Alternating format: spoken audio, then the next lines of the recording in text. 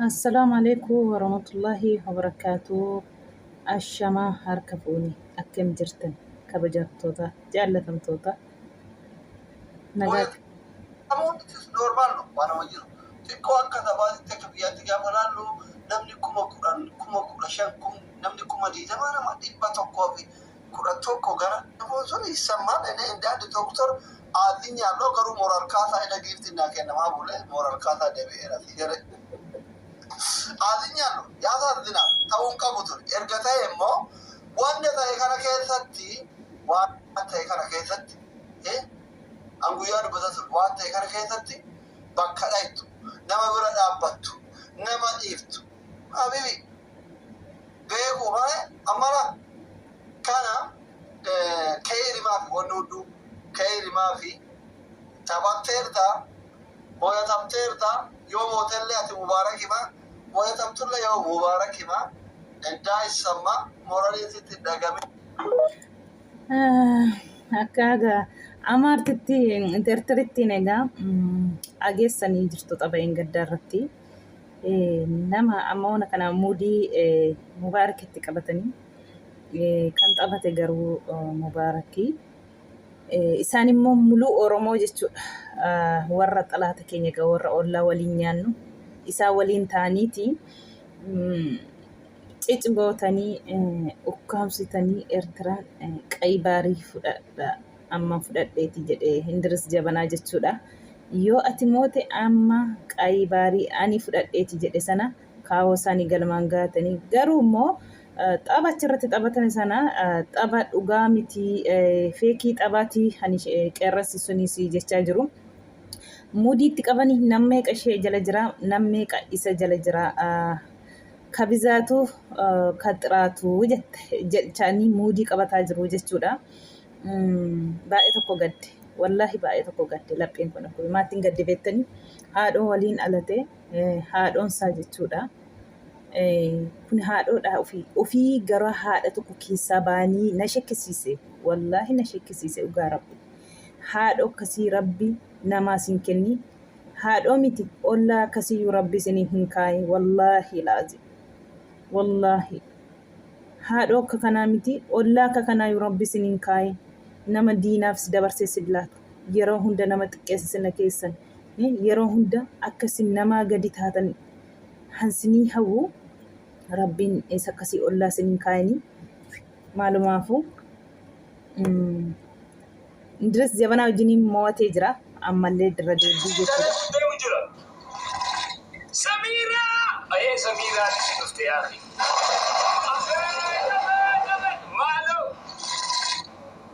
Ani naman eegin hedduu dhufe wallahi.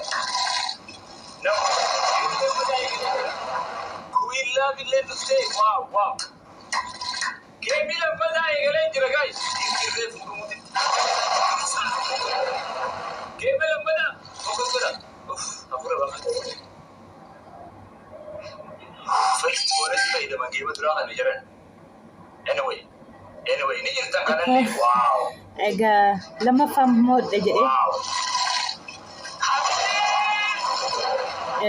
na'ee hafee jechuudha Hindiris Jabanaa lammaffaa qaba kaleessa.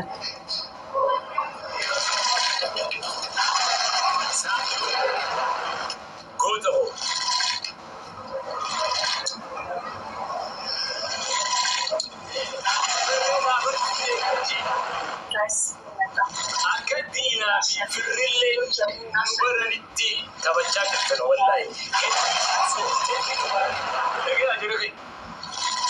Akka firaa fi alagaallee nubaranitti jechuudha. Kabajaa nutti gootan kabajaa rabbis nutti haa godhu. Geemmi lammataa kunillee akka injifannoo teenyaan xumuramu abdiin qaba. Bakki yeroo maali amma boonasiin argaan jiru giftii galoo isaa. Kanaafuu akkuma dhageessan egaa kanaan duratti gizee Hindiris Jabanaa wajjiniin taphatee mo'amee Mubaarakii mo'amee gaafa sanatti kan moosisee obboleessa isaatii jechuudha. Jabaadhu irra dhaana yoo ati mootee du'een argama jedhee jechuudha. Taphan tala kanarrattis immoo obboleessa isaa yoo inni moo'ee du'een han argama jedhee obboleessa isaatii jechuudha. Hantaabtabii irratti godheellee akka gubamu kan godhaa jirullee isadha jechuudha.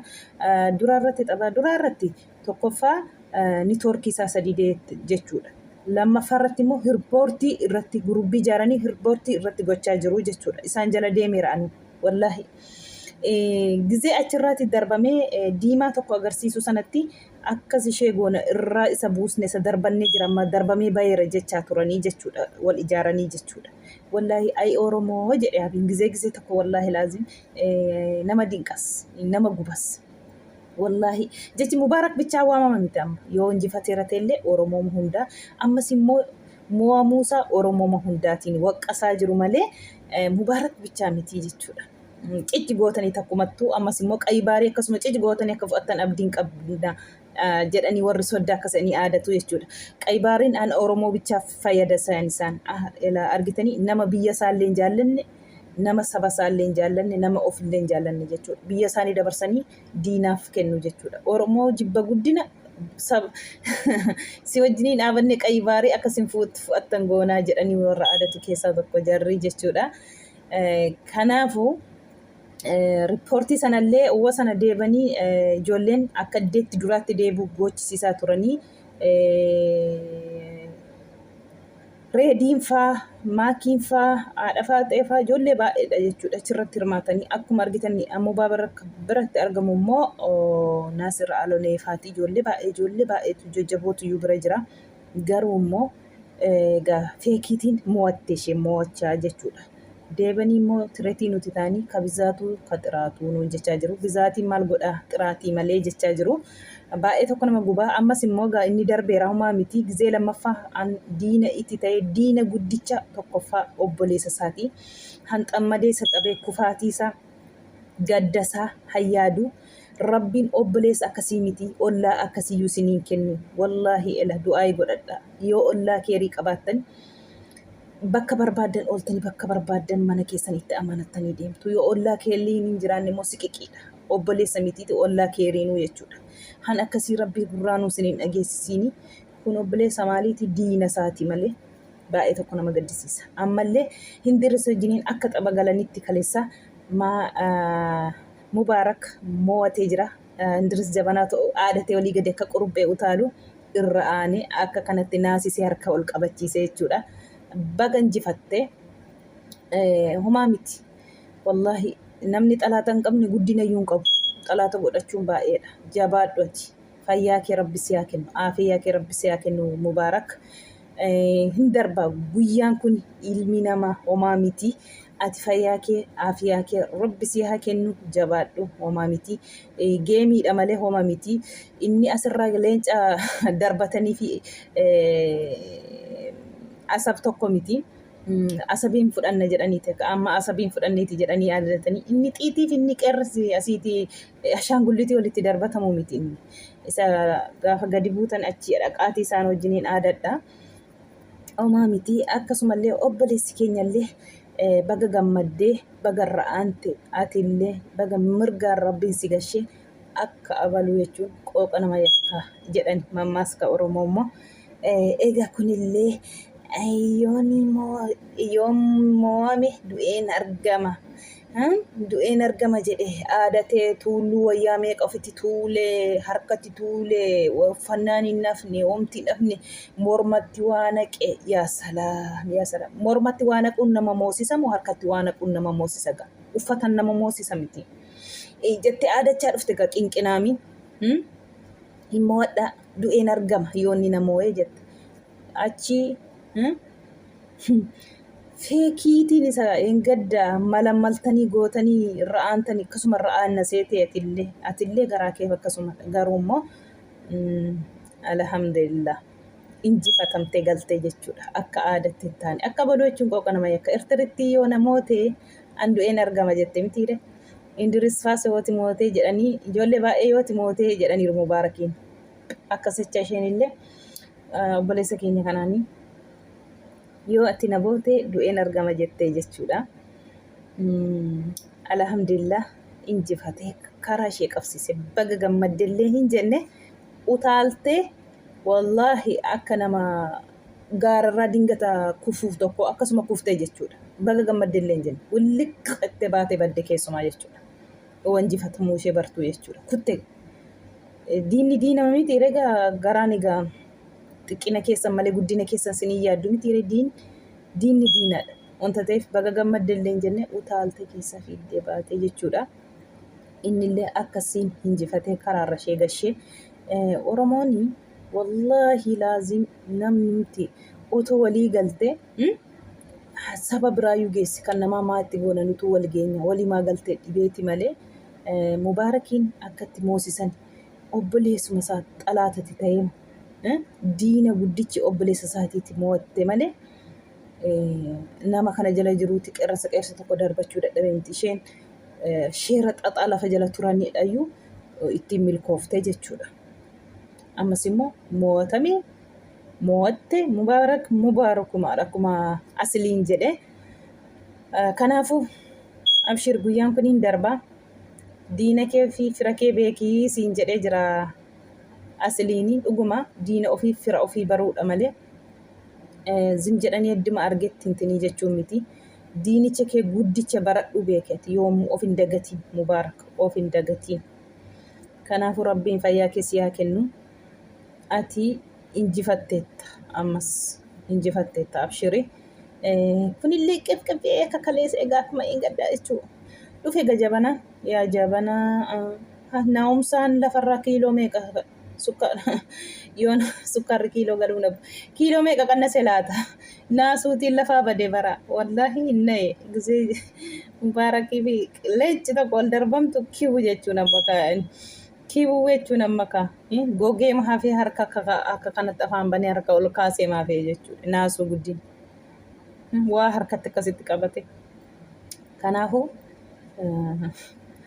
akkuma injifadhetti zallaqa jettee aadattaati takka oliin takka gadiin jira bara wallaahi subhaanallah. Kanaafuu akkuma aadatamitti wayin immoo akkuma gammadame sanatti ittuma zallaqee deeman sitti fakkaatiin yaa jabana guyyaa tokko akkasuma. Kanaafuu bagallee jifattee mubaarakatillee jabaadhu akkuma obboleessi kee asliin siin jedhe ilaalladhu gaariif badaa fira keef hamaa kee ilaalladhu yeroo hundayyuu siin jedhaa jajjabaadha inshaallah. Homaa miti haa kolfanii nu jajanis maan nu godhu miti too arrabni nama ajjeesate qaata nu duguuganii Oromoo fakkaattu qaata nu qabbaranii nurra deemanii jechuudha. Too arrabnis nama ajjeesate otoo immoo wayin akka ajjeechaatiinis ta'e akka arrabaatii ta'e yoona tokkoon keenya hin jirtu Oromoon jedhan ardii kanarra hin jirtu jechuudha. Jirra ammas alhamdulillah. Kanaafuu homaa miti barri baratti dabarsan guyyaan kun darbee seenaa odeessina guyyaa tokko yoo umuriin dheeratte inshaallah. Akkasuma gaa obboleessi keenyallee injifannoon galee gammachuutiin galeera naatee egaa faannoon guddoon naatee kuttee boo'aatti of gadhiiste jechuudha. Boo'aa beektumetti qarqa guddicha yoo asii ka'anii keessuma goodumatti argamtan foon keessanuun argamu akka kana achumaa gadi of kuffiste jechuudha gara boo'aatti achii oli seen kaasee rahmaaniin malee faannoo guddicha kun waannaa faannooti. Akkasigaa bagarra aaddeetillee baga milkoofte siin jedha qeerransa koo akkasuma aduwwiin keessan yeroo hunda siin jalatti wal qabattanii jennaan walii galtanii deemnan diinni yoomuu harka sanitti hin keessu wallaahi otoo walii galtan otoo wal qabattan jechuudha. Akka fe'e yoo ta'e tokkoffaa qilleensaan wallaachuu wal qabachuu dhabuu keenyayyuu diinni harka nu keessee kutaatiin gandaatiin sanuti wal nyaannu nu argite nu kuffiisuu barbaaddii jechuudha. Otoo kana dhiisne nuti tokko taane wallaahi titiisayyuu nurraa kaastu. Kanaafuu jabaadhaa rabbiin tokkummaa sinii haa kennu. Rabbiin isa gamaa gamanatti kutanii wal nyaatan kanallee nurraa haa dhaabu warra arrabni isaa eeraa kanallee rabbiin isaan haa qayeeshu. warra gandaaf gandaan kutaa walitti naqaa oolu kana fooloof jedhee laayikiif jedhee rabbiin ofaa barsiisuu rabbiin immoo isaan haa qeeshan bira waan jennu hin qabnu wallaahi. Kanaafuu tokkummaan keessan itti haa fufu akka kanaan tokko taatanii yoo deemtanii namayyuu geessu ofirra darbitanii siniin jedha. Baay'ee tokko gammadee jira galgala jala ture ani mubaarakillee gadda akkasuma wallaahi riba dhiisee mataa ture. Injifannoo ilaaluuf jechuudha. Edallee akkasuma obboleessa keenya kana isheen aadattu dhaga'ee yoonni namooti an du'een argama ofan ajjeesaa jette. Akka dhuftee galtetti illee dafanii jalqabne saayitii gubanii jechuudha dhugaa rabbii dubbachuuf saayitii guban xabatti dafannee hin galle qoy jetti waan as takaakkala jetti hafuura ciccitaa jechuudha yaaddoo keessa galte. Kana fakkaataa viidiyoon koo wanta na dhaggeeffattaniif galatoomaa isiniin jedha.